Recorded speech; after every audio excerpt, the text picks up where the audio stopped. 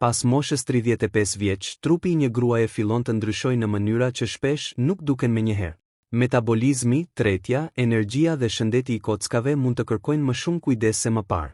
Por një ushqim i thjeshtë që shumë njerëz e konsumojnë vetëm si ëmbëlsirë natyrale, mund të jetë një shtesë interesante në dietë fish.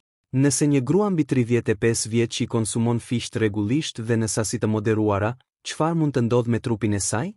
A mund të ndihmojnë tretjen? A mund të ndikojnë te shëndeti i kockave? Po energjia, zemra dhe kontrolli i sheqerit në gjak?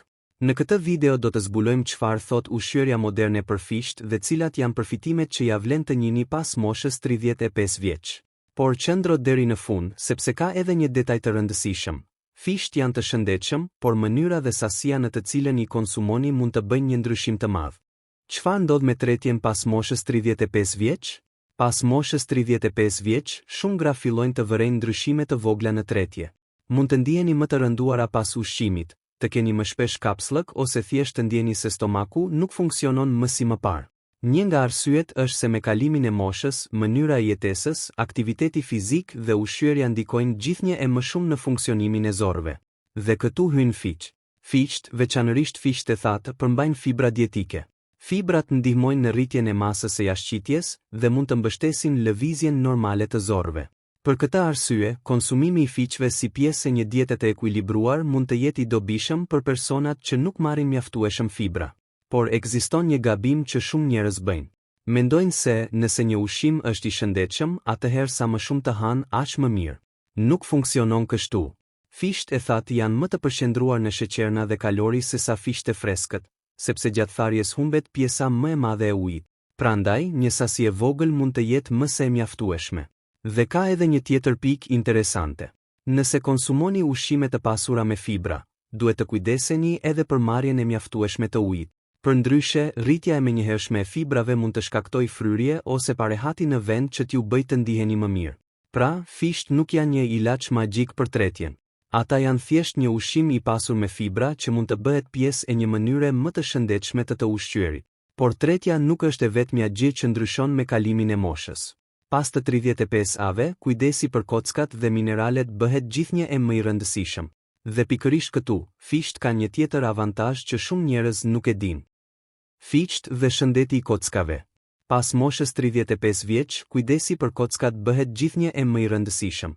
Shumë gra fokusohen te pesha, lëkura apo energjia, por harrojnë një pjesë që nuk e shohim nga jashtë, densitetin e kockave.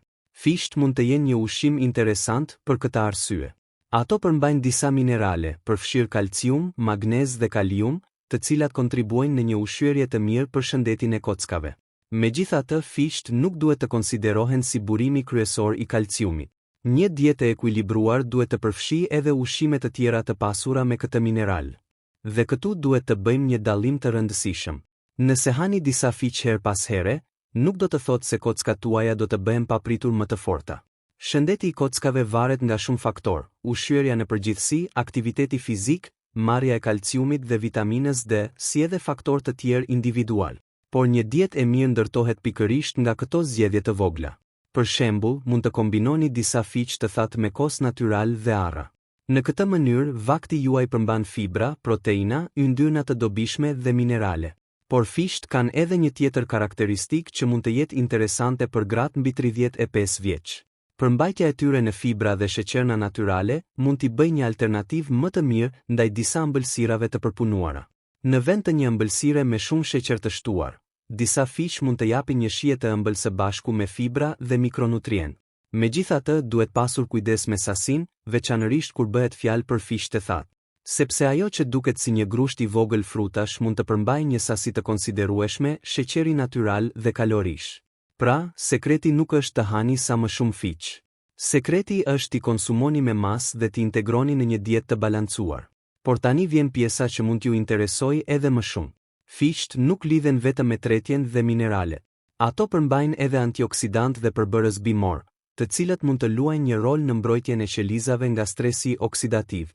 Dhe kjo na çon te pyetja tjetër. Çfarë lidhjeje mund të kenë fiqt me zemrën dhe shëndetin e enëve të gjakut? Zemra, energjia dhe përfundimi. Tani le të flasim për një tjetër arsye pse fiqt mund të jenë një zgjedhje interesante në një dietë të ekuilibruar pas moshës 35 vjeç. Fisht përmbajnë fibra, kalium dhe përbërës antioksidues. Një ushqyerje e pasur me fruta, perime dhe fibra lidhet përgjithsisht me një shëndet më të mirë të zemrës dhe enëve të gjakut. Kaliumi është një mineral i rëndësishëm për funksionimin normal të muskujve dhe nervave, ndërsa marrja e mjaftueshme e tij përmes ushqimit është pjesë e një diete të shëndetshme. Por duhet të jemi realist. Asnjë ushqim i vetëm nuk mund të garantojë një zemër të shëndetshme. Ajo që ka rëndësi është modeli i përgjithshëm i ushqyerjes. Fisht mund të jenë pjesë e këtij modeli. Një tjetër avantazh është se sheqernat natyrale të fiqve mund të ofrojnë energji të shpejtë. Kjo mund t'i bëjë një zgjedhje të përshtatshme si pjesë e një vakti të vogël, për shembull para aktivitetit fizik. Por këtu duhet të bëni kujdes. Fisht e thatë nuk janë pa kufizime. Meq kanë shumë më pak ujë se fisht e freskët, sheqernat dhe kalorit janë më të përqendruara. Nëse konsumohen në sasi të mëdha, mund të shtojnë ndjeshëm marrjen ditore të kalorive. Prandaj, më shumë nuk do të thotë më mirë. Një mënyrë e thjeshtë është t'i përdorni si pjesë të një vakti, së bashku me ushqime që përmbajnë proteina dhe yndyrna të shëndetshme. Për shembull, disa fish të thatë me kos natyral dhe pak arra mund të krijojnë një kombinim shumë më të balancuar se sa t'i hani vetëm. Dhe tani le ta përmbledhim. Pas moshës 35 vjeç, fisht mund të jenë një shtesë e mirë në ushqyerje sepse ofrojnë fibra, minerale dhe përbërës antioksidues.